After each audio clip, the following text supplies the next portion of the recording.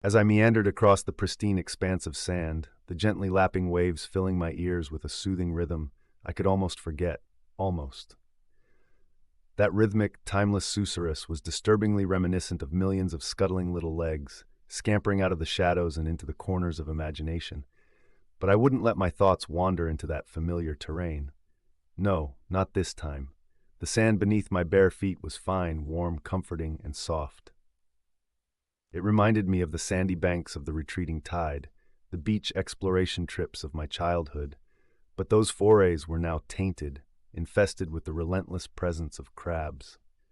My mind raced to a memory, a recollection that had stuck with me forever, my discovery of a tiny sand crab, tucking itself away beneath the surface. Just the thought of it brought a smile to my lips. Focus, I sternly reprimanded myself. The sun was blazing directly overhead, casting a warm kiss onto my skin. It mirrored the heat I felt within me, in the throes of my eternal battle to free myself from the claws of my obsession. Perhaps I could dwell more on the vast expanse of the ocean, the silvery sheen of sunlight dancing on the turbulent surface, the song the roaring waves sung. But even that didn't provide the relief I sought. Crabs, after all, were the spirit of the beach and the sea in their wildest, most resilient form. They thrive in a perpetual dance with the ebb and flow of the tides, captives of the moon's eternal pull. Darn, why were crustaceans so enthralling? I tried to shift my focus onto the people around me, each engaged in their own enjoyment of the beautiful day. There were children carving intricate sandcastles into the firm sand, their squeals of delight capturing the perfect essence of innocent joy. But even that made me think of ghost crabs, burrowing homes into the sand, their own little sand castles. Groaning inwardly, I tried to anchor my mind on something, anything that felt secure, solid, and crabless. The picture-perfect, painted sky, a canvas of dreamy blues and cotton candy clouds. Surely they couldn't be infested by my crustacean-themed thoughts?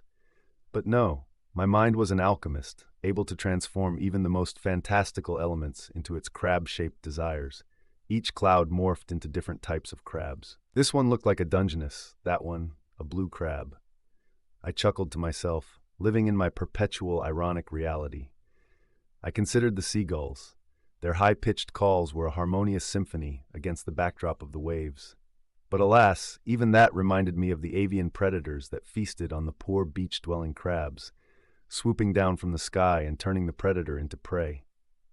My thoughts meandered. My efforts to evade the specter of crabs only served to strengthen its presence.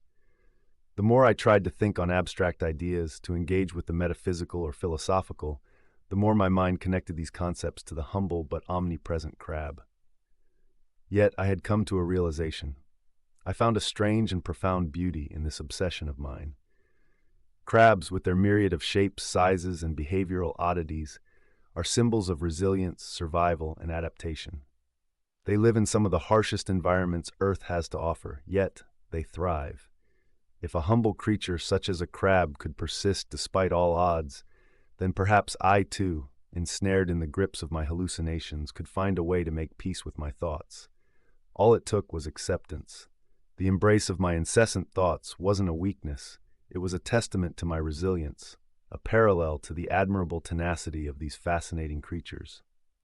Almost subconsciously, I bent down, picking up a weak, disoriented crab from the sand, and helped it back into the water, my heart swelling with an unfamiliar sense of kinship.